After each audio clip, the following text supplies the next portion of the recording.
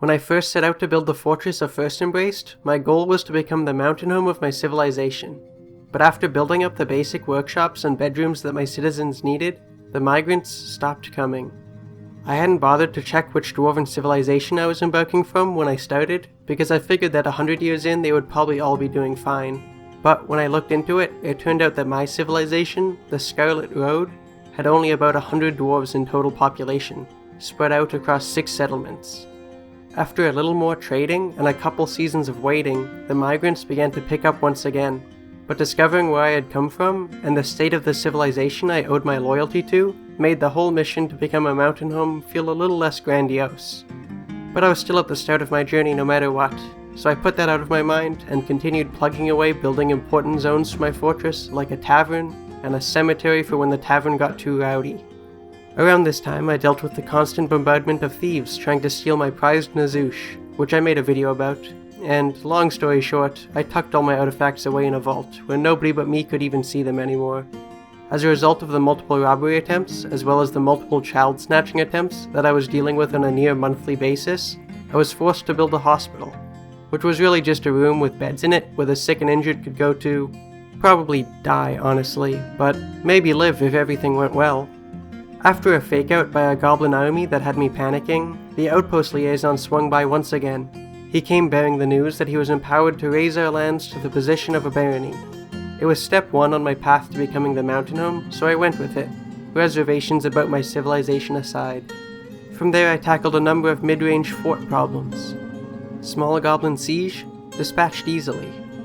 Elves mad at me about chopping trees down? Whatever, I don't even need the wood. 5 different guilds getting established one after another? Good thing we have a section that perfectly fits 5 5x5 guild halls. By this point we were over 100 population and were considered city-sized. But with city-sized population comes city-tier enemies. And soon after, a Hydra arrived in our territory, our first big monster. The fight went well, and only sent a couple of dwarves to the hospital, and then the bones of the Hydra were turned into a Hydra bone ring by a child in a strange mood. Seemingly impressed by our wealth, our population, and our ability to kill 7-headed monsters, the outpost liaison raised our lands to the position of a county, marking our 2nd promotion in 2 years. For the next while, I mostly spent my time decorating the Countess's room and looking at my FPS as it dipped lower and lower as the fortress got bigger and bigger.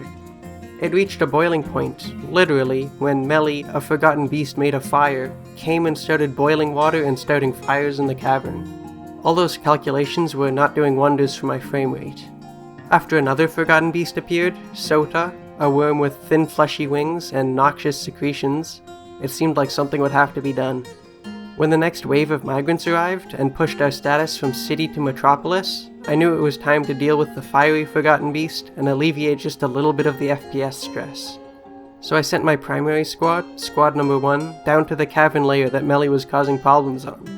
Once the little stairwell was opened up to the cavern, all we could do was wait. Before long, Melly had arrived. All the fire stuff I expected to be bad, but I think I may have underrated the poisonous tails a little bit, because it tore through the members of squad number 1 that bothered to fight it. It soon had access to the main stairwell of the fort, and it made its way up to the main level. There it spat its fire at people, burned down a carpenter's workshop, and just kinda hung out. Despite issuing a command to kill it to all of my squads, none seemed to be in much of a hurry, and Melly was having a hard time itself, having lost the ability to stand or see in the initial fight with my dwarves.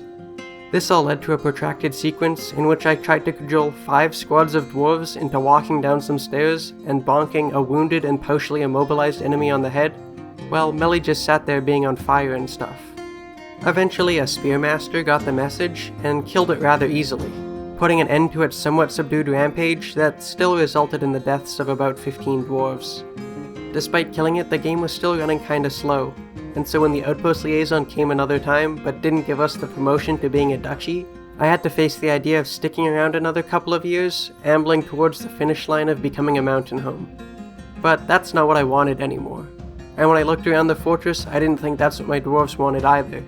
Nobles are the absolute worst after all. We were a metropolis all on our own, with a population that exceeded that of all the other holdings of the Scarlet Road combined. Why would they rule us when they were halfway across the world and seemed barely able to rule themselves?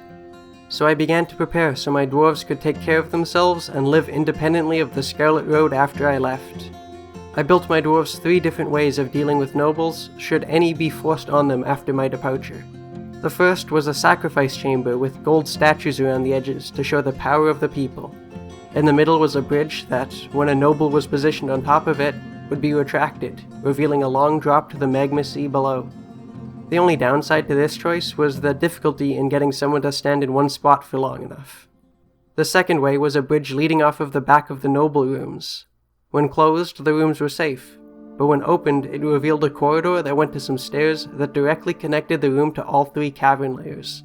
This meant that, should a forgotten beast be somewhere in the caverns, a noble, like say the Countess of First Embraced, could be locked away in her rooms and then revealed to the forgotten beast by lowering the bridge.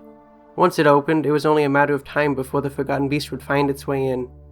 If the forgotten beast was slow, like Soda was in this case, there was still nowhere to run, and how long the noble lived would be down to their endurance. The downside to this option was that you had to wait for the forgotten beast to get sick of hanging out in the noble rooms and go back to the caverns before you could reset it. The third way to deal with nobles was to just lock the doors of the bedroom with the noble inside and starve them out. The downside to this option was that it was not dramatic at all, and I provided far cooler ways of doing the exact same thing. With these 3 methods of dealing with any future nobles at their disposal, and the former Countess of First Embraced having been dealt with by me, my dwarves were now free to self-govern. In the end, I didn't achieve what I wanted, but I did achieve something better, an independent metropolis being run by the best and angriest dwarves I know. I'm sure they'll do great. Thanks for watching.